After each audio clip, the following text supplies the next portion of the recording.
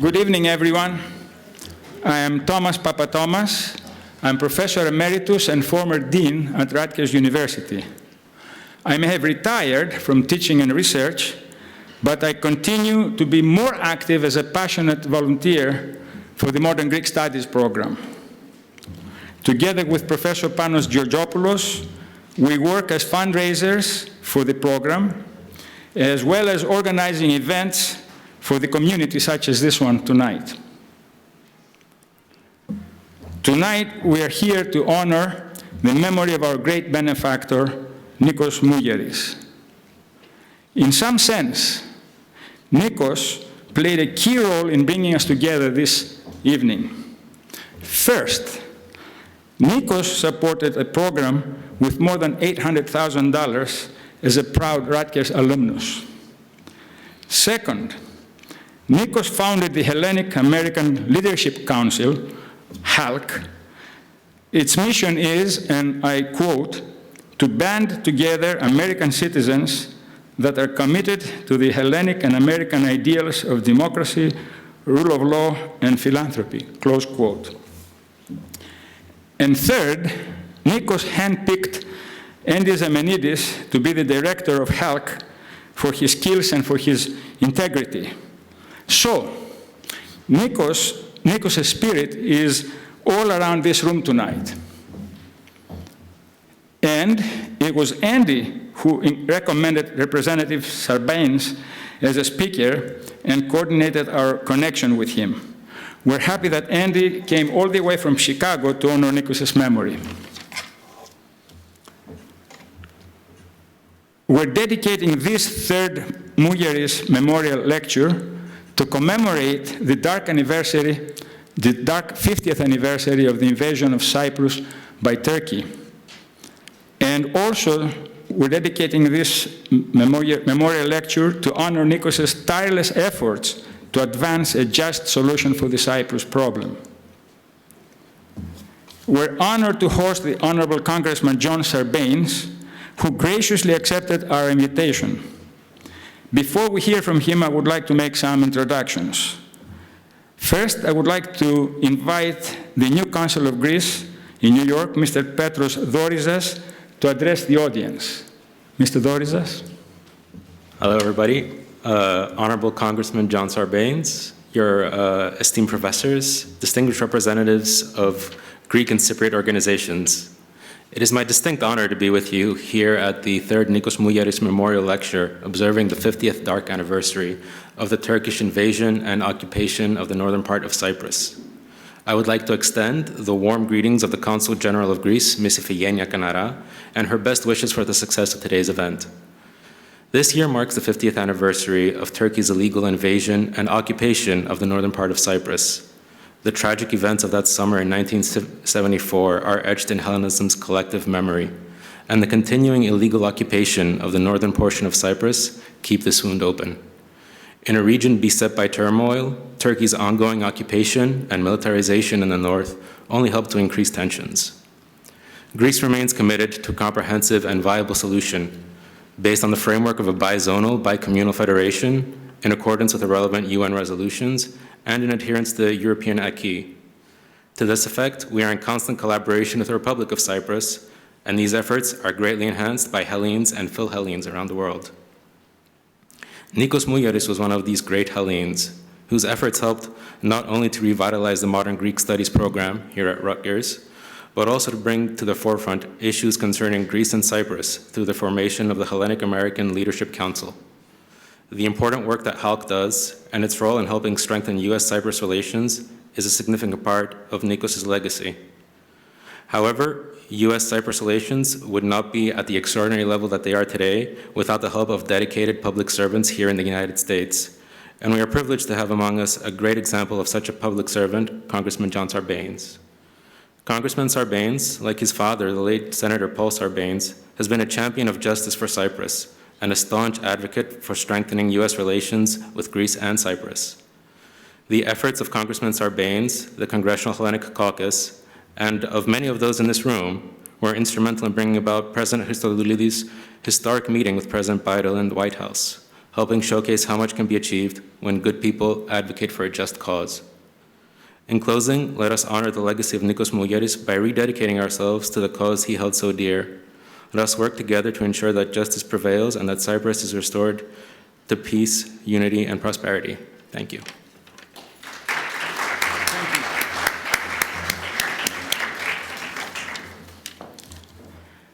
We're fortunate that Professor Timothy Power is the director of the Modern Greek Studies program. He will say a few words about the program next. Thank you, Thomas, and thank you so much for all of the incredibly hard work that you've done to make this event tonight possible. I really want to thank you now for that. And Congressman, thank you so much for taking the time to be with us tonight. We are really delighted and honored by your presence with us. Thank you. Yes, as Thomas said, I think everybody here probably has an idea about what we do in the program in Modern Greek Studies, but I should say give a short description. We are an interdisciplinary program that offers an undergraduate minor, along with doing a number of outreach events, such as this, for the Rutgers and wider New Brunswick community interested in all things modern Greek. By our definition at Rutgers, Modern Greek Studies explores the language, literature, history, society, and culture of Greek-speaking people from the Byzantine through contemporary times.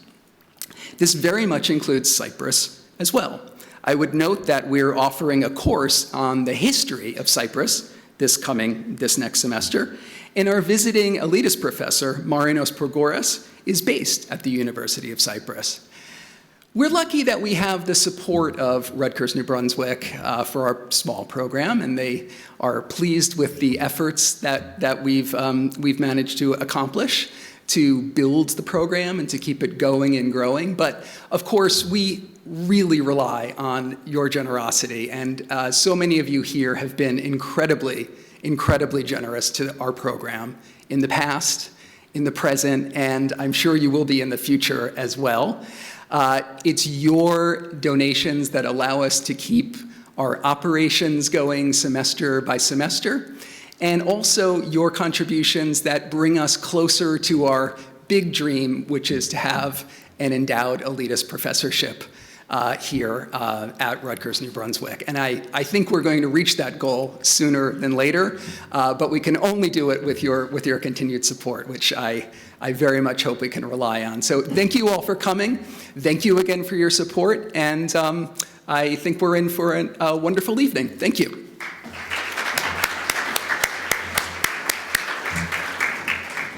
Philip Christopher needs no introduction. He has been working tirelessly for a just solution to the Cyprus problem as the president of PSECA and the Pan-Cyprian Association of America.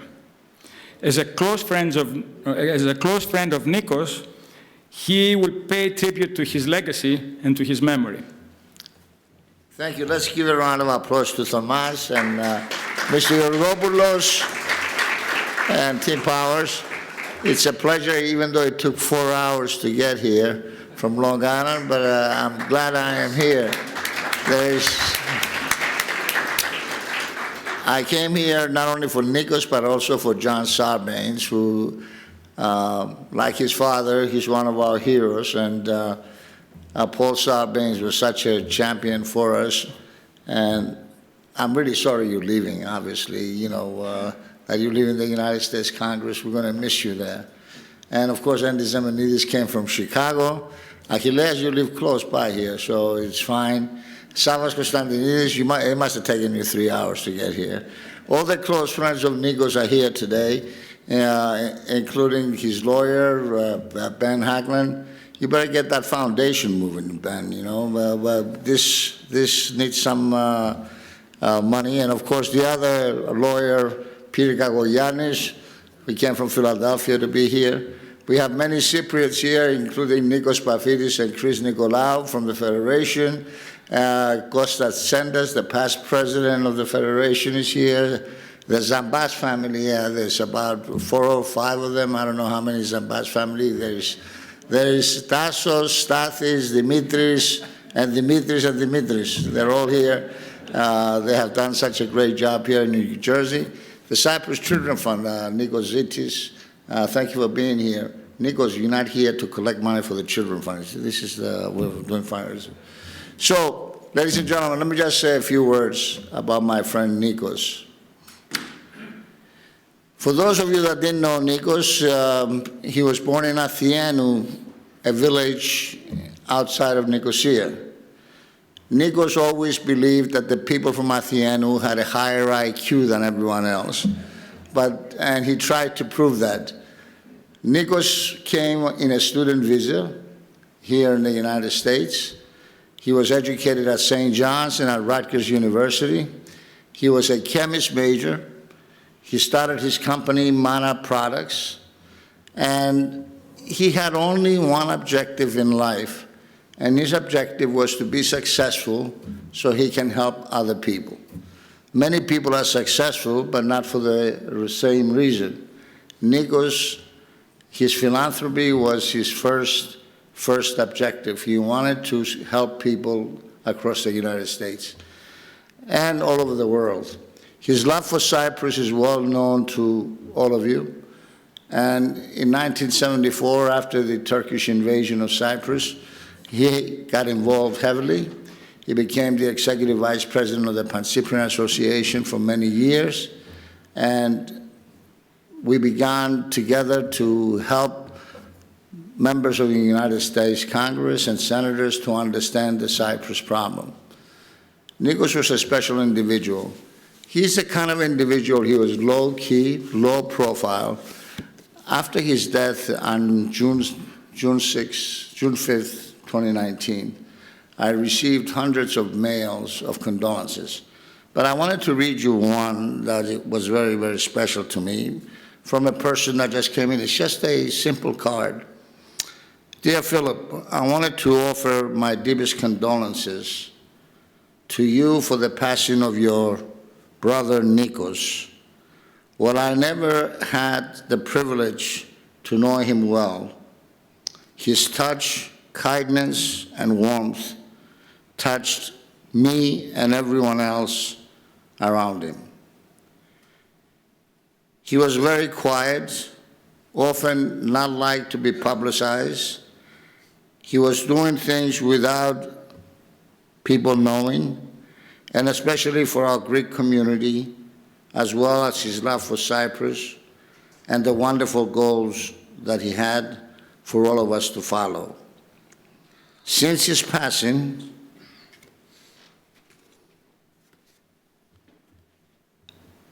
his touch and special place is irreplaceable. Nikos, to our Greek community, and Cyprus was a very special person. My deepest condolences are with you and with many, many memories that you have together.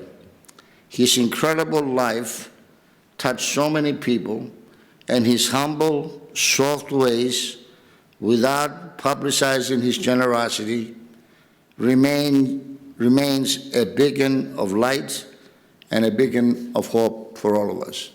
This is a young man that didn't know Nikos, but that message basically tells you what Nikos was all about. A very low-profile person. He did not want to make speeches. He often pushed me to make the speech, and he was saying behind the scenes. He helped hundreds of congressmen, senators. He contributed money to every possible campaign. He contributed money to every organization besides this, the Elitist Center. Elitist, as you know, was his hero. He was a big supporter of the St. John's University Greek Studies program. He was a big supporter of the Byzantine Greek Studies program, and he was a big supporter of any education in any university. He was a very, very special person to all of us, and I'm very thankful that Rutgers University recognizes that and continues these lectures every year for us to be able to continue this elitist center and, as Tim Powers said, to be able to have a full professorship. And along those lines, of course, it comes during the 50th dark anniversary of Cyprus. And I have to tell you that after 50 years of all of us together here, and many of us worked for 50 years on this issue, yes, we are very happy that Cyprus, Greece, and the United States enjoy the highest relationship ever in its history. And yes, we understand that Turkey, a country of 85 million, has a special significance. But as I think about it, we as a Greek American community, first in education, second in national income, how is it possible for us, with all of our organizations that we have, whether it's the Archons, the Leadership 100, Faith, Hellenic Initiative, Hellenic American National Council that Nikos Mouyiaris founded, all the federations, all these organizations, how is it possible that we have failed after 50 years for Cyprus to still be under occupation, 37% of the island being under occupation? And it's frustrating and it's very disappointing. And especially Congressman Sarbanes, when I saw the statement of shared values by Anthony Blinken, our Secretary of State, when he said that we shared common values with Turkey. Yes, Turkey may be a valuable ally, and we don't want Turkey to go to Russia and Iran. But us as American citizens of Greek descent, is it really acceptable for us to accept that Turkey still occupies 37% of Cyprus? Is it acceptable and is it a shared value for Turkey to buy the S-400 missiles? Is it acceptable and a shared value for Turkey to be bombing the Kurds that are helping us? Is it acceptable and a shared value for Turkey not to put sanctions on Russia while the rest of the world puts sanctions on Russia? Is it acceptable for Turkey to be doing overflights over Greece and to be aggressively speaking against Israel? Is it acceptable, and last week they announced that Hamas center is moving to Turkey? Is it acceptable that Turkey is meddling in Syria, meddling in Armenia? Is it acceptable and a shared value that Turkey continues to violate international law, European law, and still occupying Cyprus? I wonder if that's a shared value. And last week at the American Hellenic Institute conference, I asked the State Department, the person that was there, and I forget her name, I think it was Ryan, and she says, well, it's important that we keep Turkey away from Iran, away from Russia, and it's very, very important. Yes, it is important. But I say to all of you today, and this is what we should be doing and working harder, it is more important for our allies and our friends to share the values that we have here in America, the democratic values that we respect. And the Greek American community respects those democratic values and those democratic ideals. So if Nikos Mouyiaris was here today, he will say, we have to work harder, and we have to make sure that this fight and this struggle continues until Cyprus is free. Thank you all so much for being here tonight. Thank you.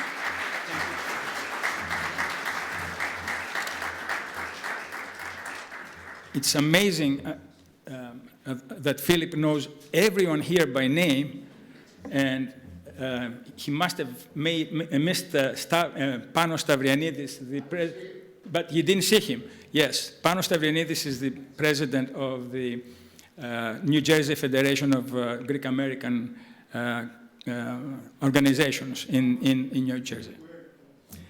We come to the main reason why we're all here. And I'm honored to introduce our esteemed speaker, Representative John Sarbanes, the proud son of the late Senator Paul Sarbanes.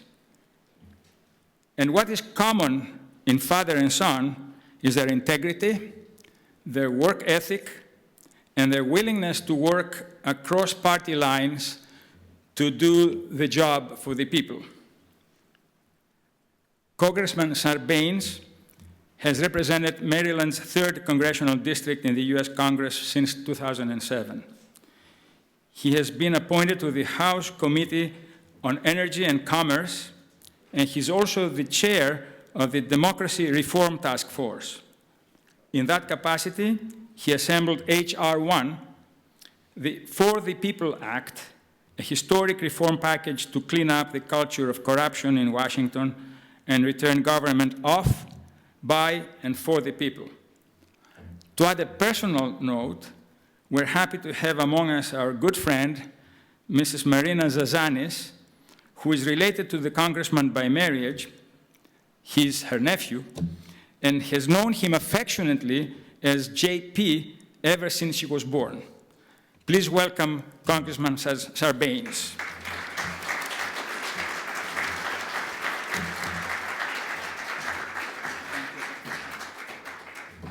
Thank you very much. It's a delight to be here. I want to say hi to my tia Marina. And to all of the past and present members of Diplomatic Corps, the leaders, presidents, directors of the various societies that are represented here, thank you for your continued advocacy on so many important issues. Obviously, tonight we're focused in particular on Cyprus and our never-ending efforts to try to achieve freedom and justice for Cyprus. I could get up here and just say, I just echo everything that Phil Christopher said, and then I could sit down and that would be enough as a lecture probably. But I want to salute Phil for his incredible leadership within the community and on this issue in particular.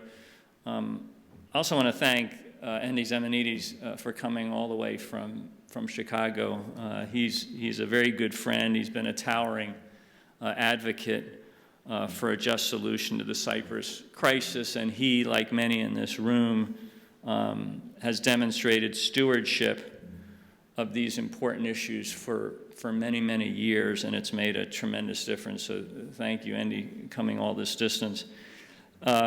Let me thank Professor and Dean Emeritus Thomas Papatamas for the invitation to be here. I certainly appreciate it. I know we had one false start a few months ago.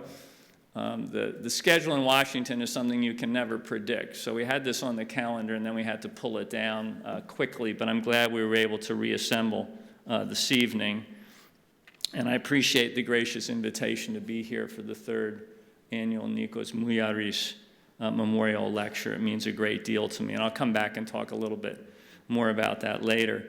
Congratulations to the Rutgers Modern Greek Studies program for the outstanding set of course offerings and cultural activities you've developed, and for your efforts to establish a permanent Elitis chair, which would certainly be a crowning tribute to Nikos' generous support of the effort, and I know you're moving along towards your goal, and I congratulate you on that effort, but it always takes just a little bit more to reach the end of these fundraising undertakings.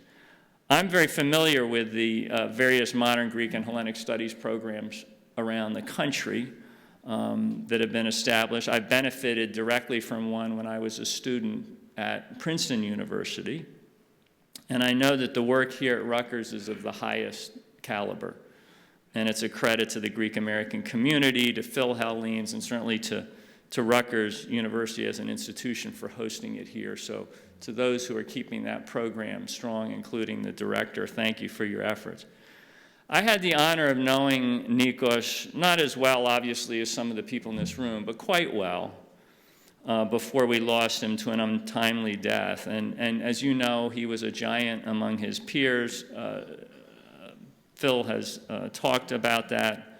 Nikos, as an advocate, he wore his allegiance to Cyprus on his sleeve.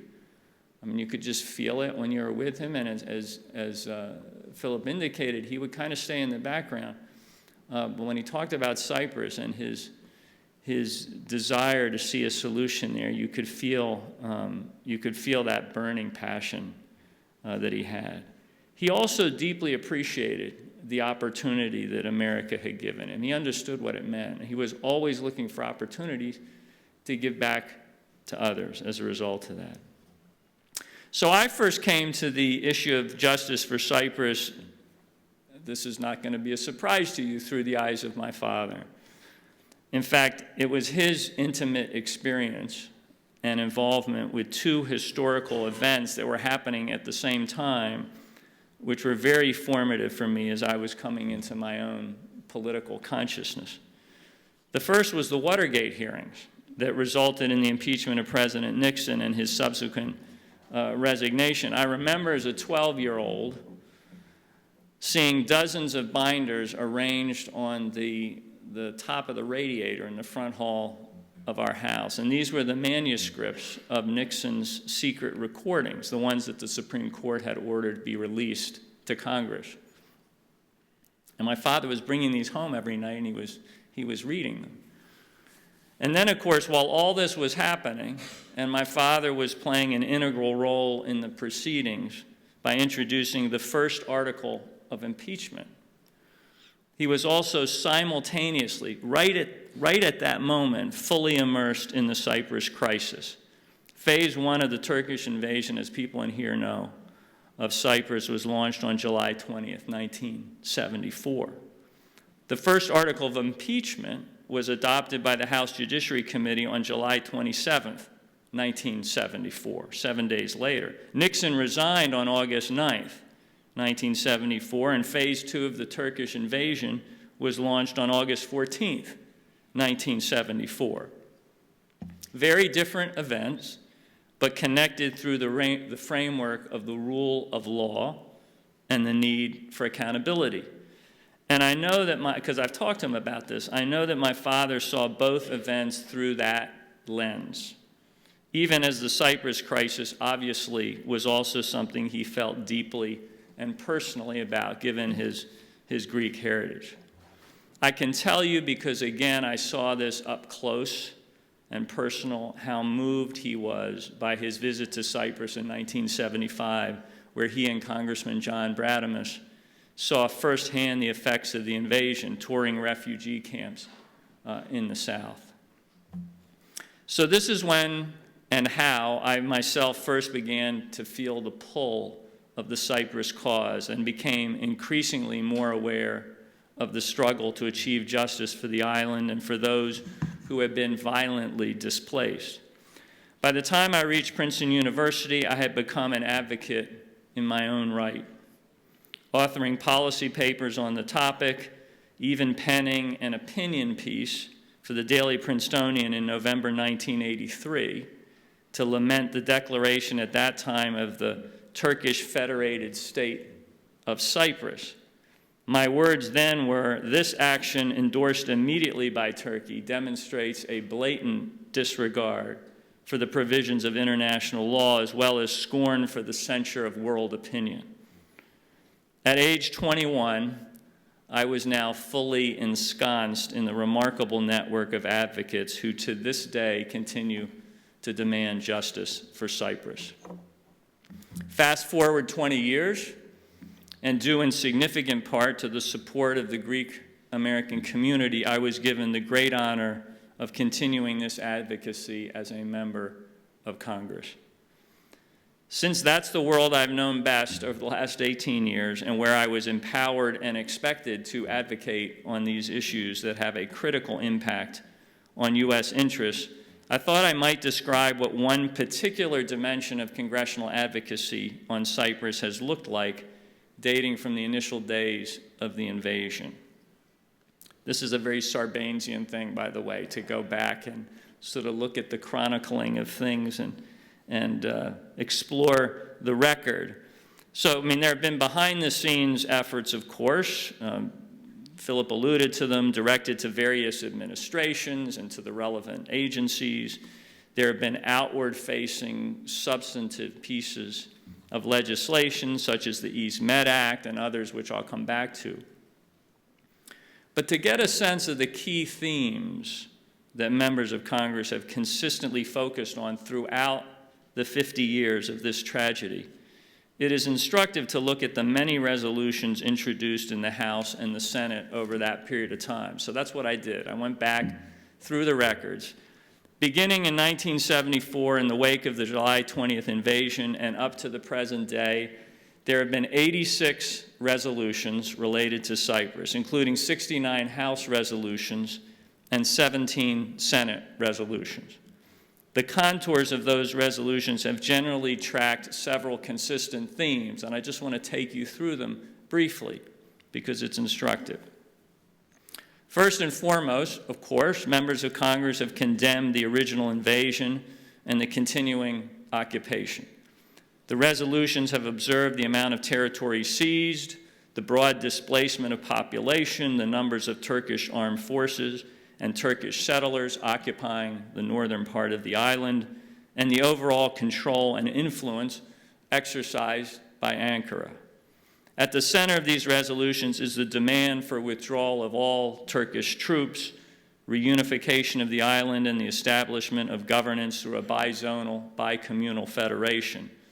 And on occasion, the resolutions have pointed to evidence that Turkish Cypriots and Greek Cypriots can live in harmony, but for Turkey's intransigence and bellicosity. In other words, Turkey is in there, in a sense, keeping these peoples apart. S. Res. 331, one of these resolutions in the 110th Congress, noted that Turkey's pretext that its troops are needed to protect Turkish Cypriots, quote, has been refuted by over 12 million crossings of the divide by the Turkish Cypriots and Greek Cypriots into each other's communities without incident.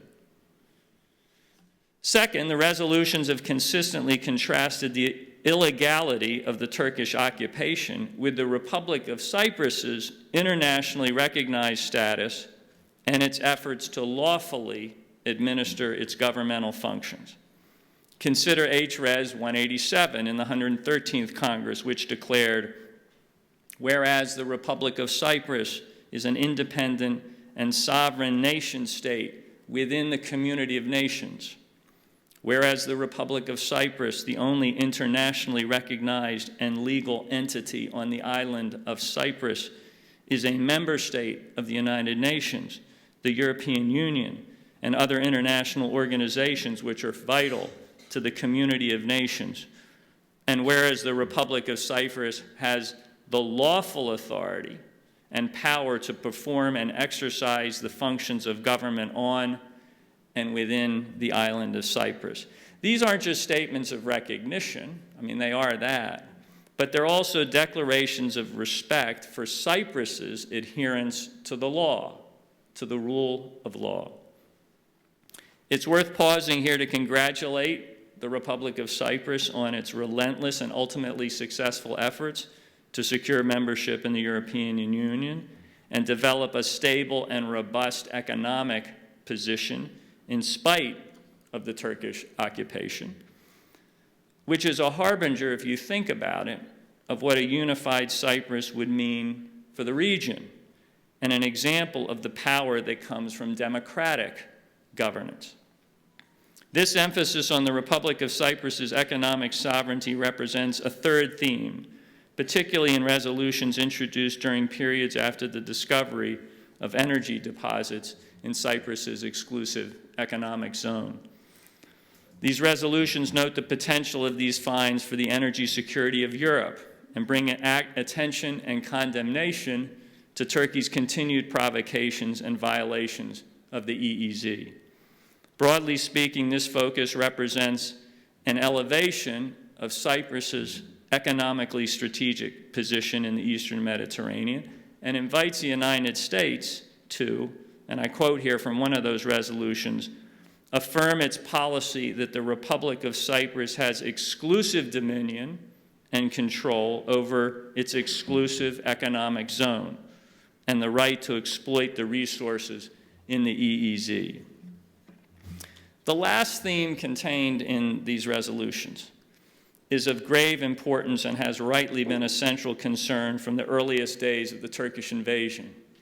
namely the violations of human rights that have been visited upon those enclaved Cypriots living in the occupied area of the island. This includes violations of religious freedom and humanitarian law, characterized by destruction of property, unjust restitution, restrictions on access to holy sites, and desecration of many religious sites and artifacts. A very well-documented campaign carried out by the Turkish military and facilitated by Turkey sending hundreds of thousands of non-Cypriot Turkish citizens into Cyprus. An important goal of these resolutions has been to express Congress's expectation that the State Department will give close attention to these human rights violations, including through its Office of International Religious Freedom. So there you go. There's a broad overview of the Cyprus-related congressional resolutions since 1974. Now, it's fair to ask, and one would be right to do so, and Phil Christopher would certainly ask this question, how many of these resolutions were ever adopted by the full House and Senate? In other words, how many could be viewed as actually expressing the collective sense of Congress? Of the 86 resolutions introduced in Congress over the last 50 years, only 3 were passed by both chambers.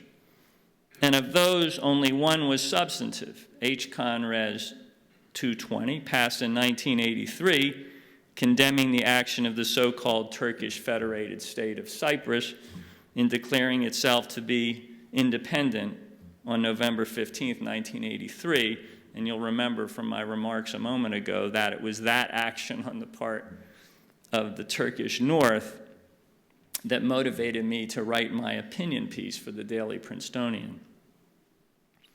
But I want to say I didn't review all these resolutions with an eye towards whether they passed, but rather to demonstrate that this continuous drumbeat of advocacy on important dimensions of the Cyprus issue has been brought to bear in Congress over a period of 50 years.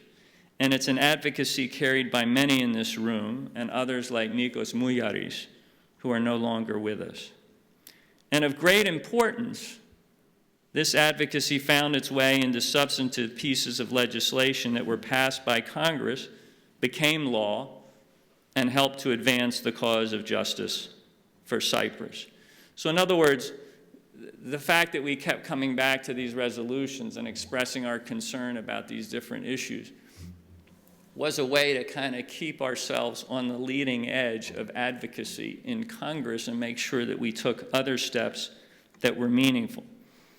For example, in the very first days after the invasion, Congress acted forcefully by amending the Foreign Assistance Act to suspend all military assistance, all sales, services, licenses of arms, ammunitions, and implements of war to Turkey, subject to a presidential determination of substantial progress towards a peaceful resolution of the crisis in Cyprus. As you know, this critical embargo was later lifted, but at the outset it did send a clear message, talk about shared values here, sent a clear message that the United States would continue to insist on the rule of law in Cyprus. And when the embargo was removed in 1979, it was accompanied by a very clear statement of U.S. policy that, quote, the United States shall use its influence to achieve the withdrawal of Turkish military forces from Cyprus in the context of a solution to the Cyprus problem. Ever since, this has been the broad, if frustratingly elusive, objective.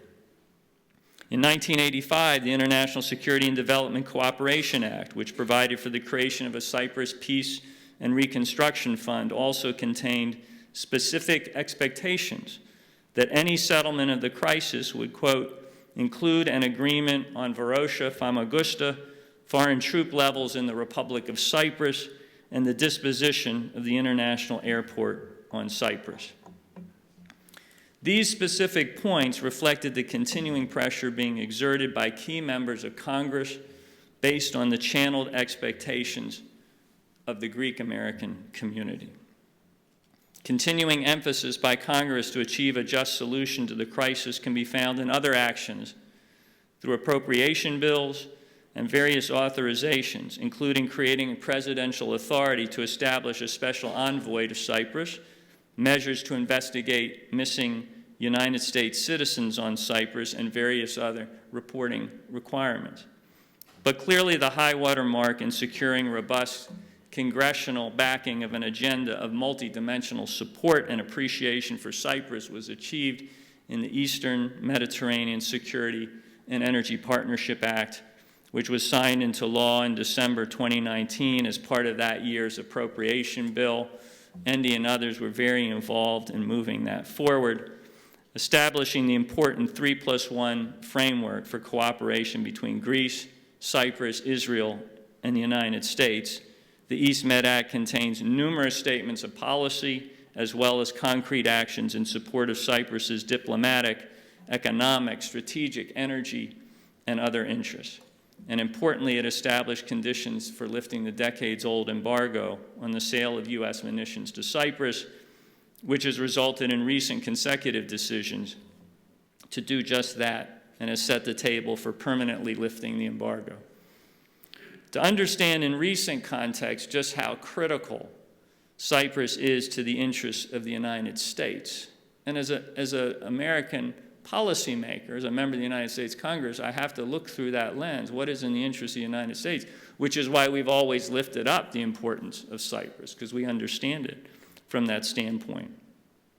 To understand that in the modern or the recent context, we need look no further than the inaugural U.S.-Cyprus strategic dialogue held just recently on October 23rd in Nicosia.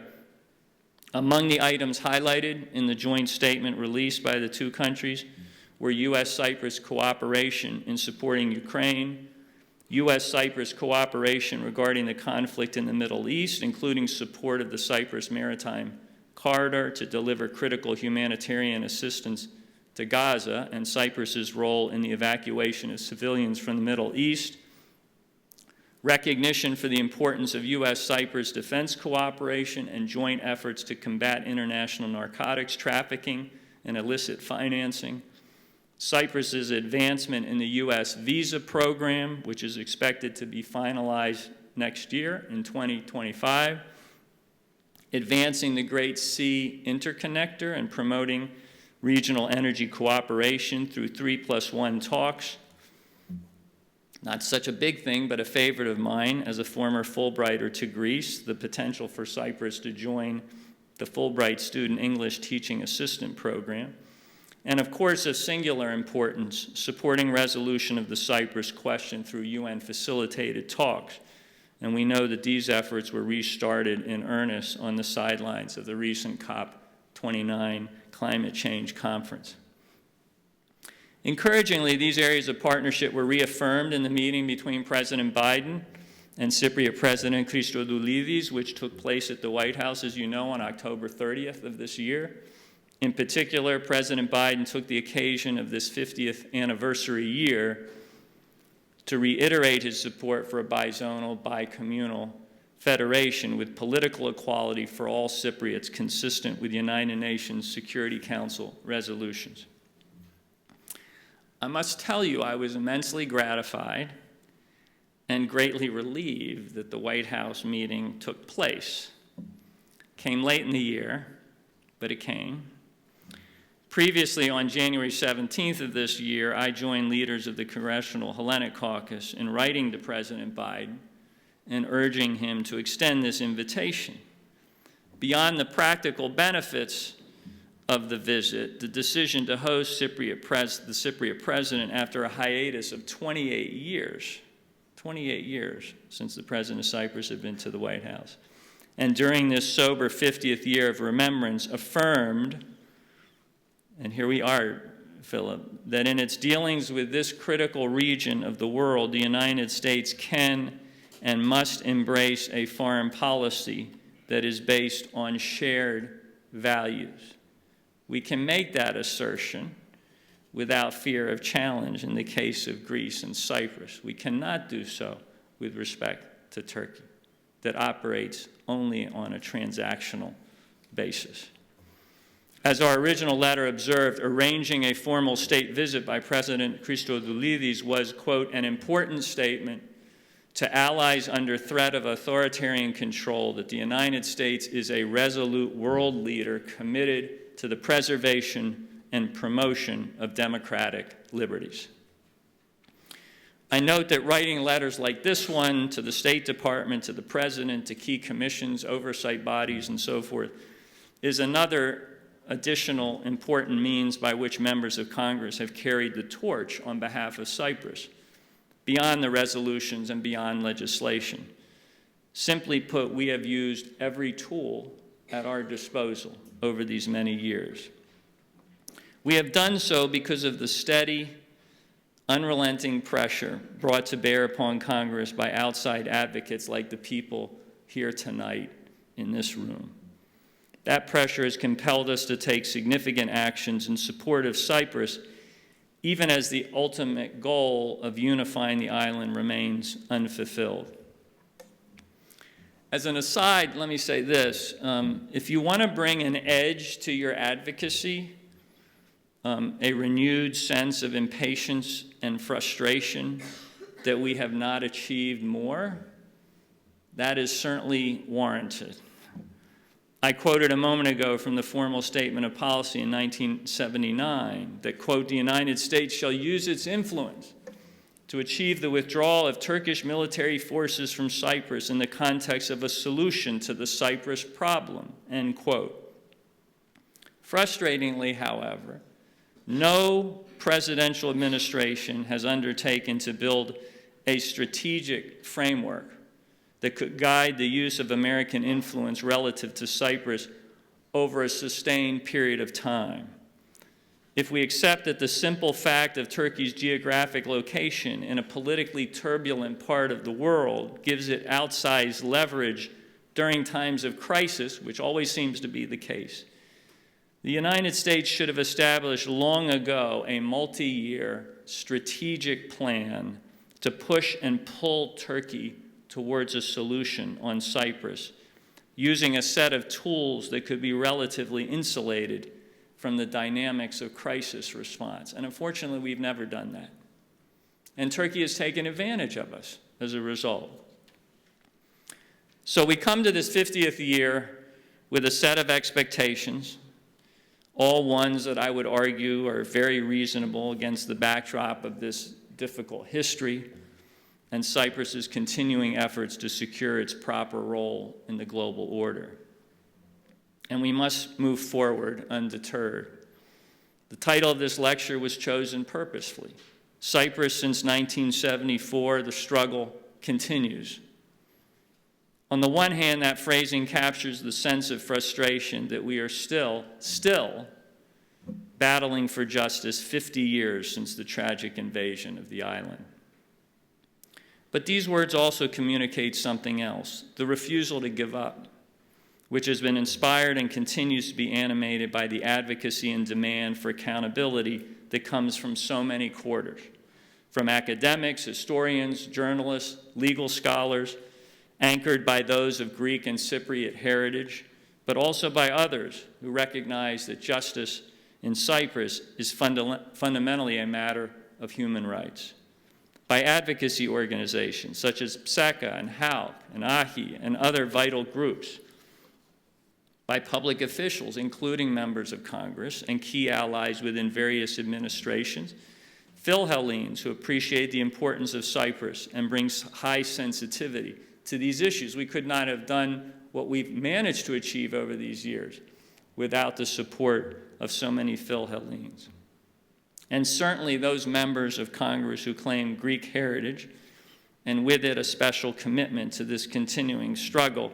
And we have two new members of Congress coming with some Greek background to them. So our small but mighty caucus will continue to lean in. So I ask you, and I know that you will, continue to support Greek-American candidates of both parties whose perspective and passion is indispensable to keeping this effort on the agenda in Washington. Let me make another plea that all of us and every organization devoted to this cause find ways to enlist the younger generation. And I'm gratified to see a lot of young people here this evening. 50 years means that many of the original champions who came to this effort from direct lived experience with those tragic days in 1974 and 1975 are looking and needing to pass this responsibility on to a new generation of leaders. As I draw my remarks to a close, let me quote from my father's observations on the matter as contained in an oral history that he sat for a few years before his passing. It captures his wistfulness about opportunities missed, but also his belief that one day our efforts would prevail.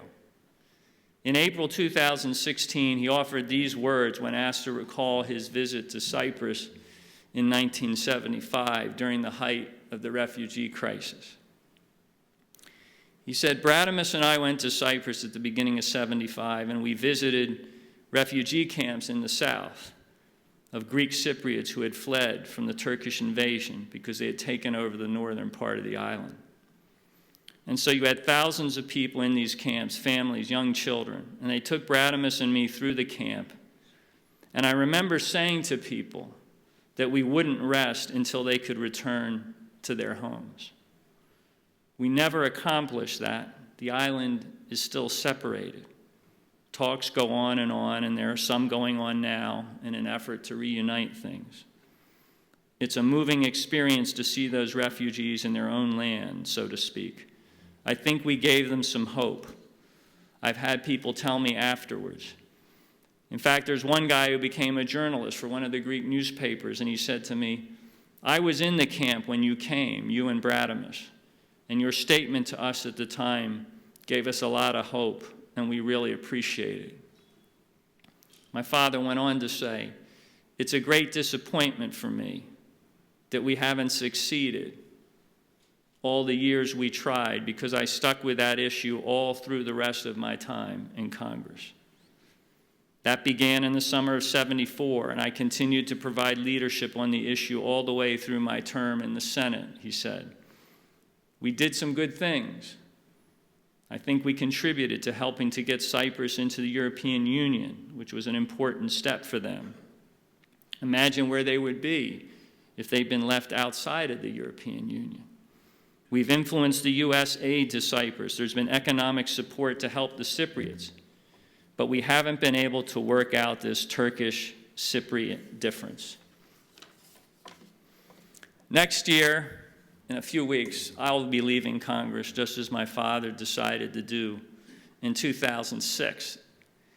It'll mark, by the way, the end of 54 consecutive years of Sarbanes in the United States Congress. Thank you.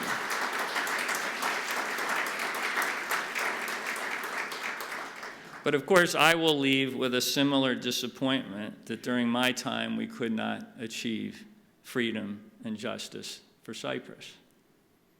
But what you hear in my father's recollections and my own observations is what we all know to be true and that we can take deep pride in.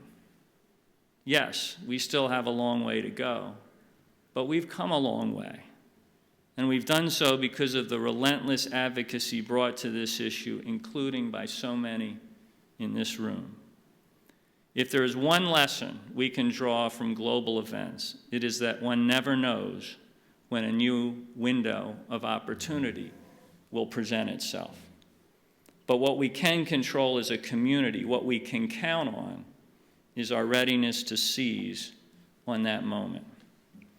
Perhaps there is a moment right now presented by the heroic efforts of President Christodoulidis to renew reunification efforts. In September of this year, during the UN General Assembly meeting in New York, he said, I am committed and I am ready to sit at the negotiating table today, not tomorrow, today. With those words, he's demonstrating a renewed determination to move forward, and that is being reinforced by UN Secretary General Guterres and by the United States. Together, we have amassed a body of work that ensures momentum as long as we continue to bring attention, advocacy, and multi-generational investment to the need for a just solution in Cyprus. Fighting for that cause has been the most unifying and animating force in the Greek-American community for the last 50 years, and that legacy will ultimately prevail. Now let me close by returning to the person in whose memory this lecture series was established. Nikos Mouyiaris was a great American, a passionate Cypriot, and a decent and caring human being. And it's something, Phil, that you came up and you read those condolences that were sent to you, because I had the same impulse. So I want to quote to you from the letter that my father and I composed to Nikos's family upon the occasion of his passing. Dear friends and family of Nikos Mouyiaris, it is with heavy hearts that we learned of Nikos's passing. We have lost a dear friend. Nikos was a wonderful human being, generous beyond measure and fiercely committed to improving the life of those around him and the wider world. It was a privilege to have known him over a period of many years and to witness up close his passion for justice, for all people, but in particular for his birth country of Cyprus. There was no greater advocate for reuniting Cyprus and righting the terrible wrongs of the Turkish invasion. Among his many legacies is the Hellenic American Leadership Council, which has become one of the leading voices for justice in Cyprus and for the role of Greek and Cypriot Americans in the life of the broader American community. Nikos's hallmark was his solidarity with those who face struggle in life. He was tremendously successful, the embodiment of the American dream, but was determined at every step of his own advancement serve as an opportunity to help others. He was a philanthropist, a philosopher, and a natural practitioner of philotimo, whose humility was a caution to those around him never to become too self-absorbed or aloof from the plight of the less fortunate. We will treasure the time we had with Nico, working on issues of great importance to our community, but more than anything, we will remember his compassion, decency, good humor, and the warm smile that drew people to him. His passing is a great loss, not only to the Greek and Cypriot communities, but to all who value human dignity. We will miss a dear friend and a powerful voice for justice. May his memory be eternal. Our letter ended there, but let me say tonight that in Nikos's memory and in tribute to all who have carried the banner of freedom, let us recommit to achieving justice for the people of Cyprus. Thank you all very much. It's been a privilege to be here tonight. To say that this was extremely valuable, well-informed. I've been very impressed with your research into the problem and casting it in such a way that not only did we fail in the main objective, but we have done a lot along. That's the message I got from your talk. And also that we can see the future with optimism because the young people are with us. Thank you very much.